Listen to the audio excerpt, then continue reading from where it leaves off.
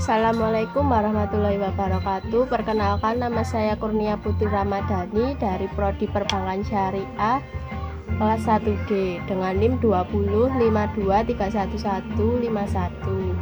Di sini saya akan mewawancarai kakek saya tentang bagaimana Pancasila di zaman Orde Lama.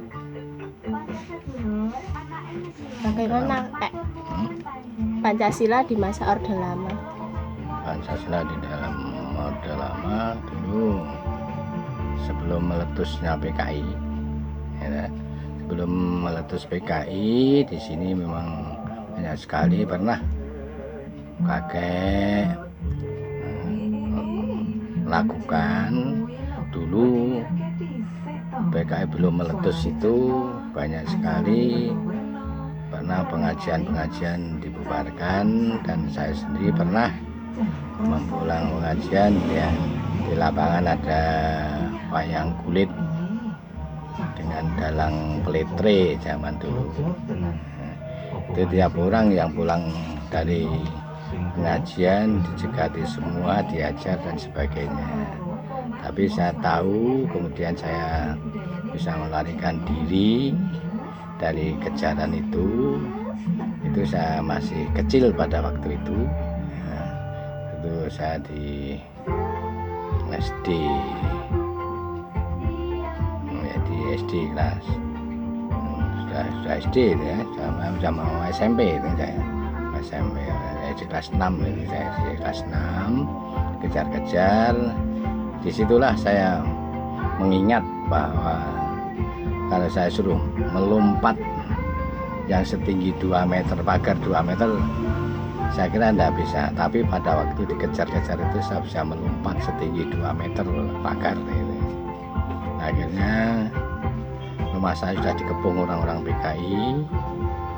Saya tidur di sawah, di tengah sawah pas padi menguning itu. Saya tidur di situ semalam sampai subuh baru pulang.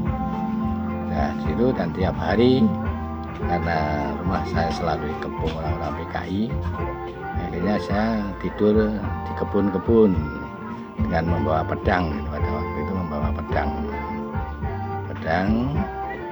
itu.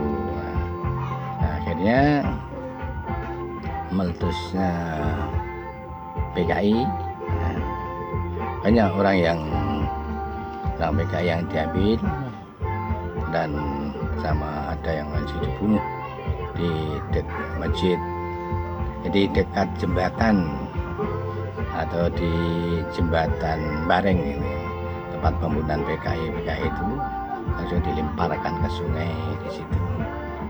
Nah, sekarang disitulah PKI meletus, akhirnya orang-orang sama diambilin. Itu sebenarnya memang kalau menginjak mau ke Orde Baru, Pak Harto yang pada waktu, terus ke Pak Harto dengan adanya Pancasila adalah, terus Pancasila itu kan untuk menyelamatkan bagi kita macam, sebenarnya dengan penataran P4 tiap-tiap kelurahan, tiap-tiap pendidik dulu kan diberi pengetahuan dengan P4 itu. Jadi yang adanya P4 ya semua warga diharapkan sampai dikumpulkan di kelurahan dengan adanya penataran P4. Lanjut dengan adanya penataran P4, tiap-tiap kelurahan, tiap-tiap RT, tiap-tiap sekolah diadakan P4 biar mendalami P4. Tapi dengan adanya itu, dengan adanya Orde Baru, akhirnya lama-kelamaan bahwa mendalami P4 itu harus menurut keyakinan masing-masing, tidak boleh memaksakan agama lain dan keyakinannya masing-masing. Dan Orde Baru akhirnya pun dengan orang yang kira-kira menyindir Pak Harto dan pemerintah mesti langsung dipegang atau dipenjarakan pada waktu itu. Yang mengalami dipenjarakan karena Orde Baru pada waktu itu, karena menyinggung dengan pemerintahan, menyinggung Pak Harto, apalagi itu mesti dipenjarakan pada waktu itu. Pengajian pun akan diperketat,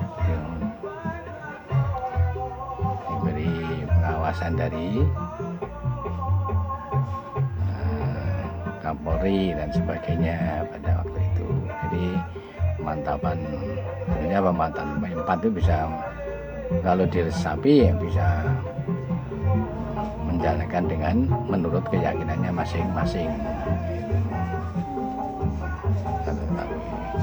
Sampai sekarang dengan adanya malah perubahan Pancasila akan dirubah ini ya, dan dijadikan problema semua umat Islam pada waktu ini. Karena ini ada perubahan, akan dijadikan Pancasila, akan dijadikan Trisila dan sebagainya. Memang sama, hanya yang demo-demo itu kan karena Pancasila itu yang siapa yang memutuskan itu? Para ulama pada waktu itu. Para ulama yang memutuskan itu dengan adanya Pancasila itu sudah dikurangi, itu saja 5 sudah diterima dan para ulama sudah setuju, MUI sudah setuju. Kalau sekarang mau dirubah itu kan akhirnya menjadikan umat Islam tidak setuju semua. Kemarin ada begitu. Mungkin begitu aja dari sana. Begitu penjelasan dari kakek saya bagaimana ingatan Pancasila di Orde Lama dan Orde Baru. Jika ada salah kata saya mohon maaf. Terima kasih. Assalamualaikum warahmatullahi wabarakatuh.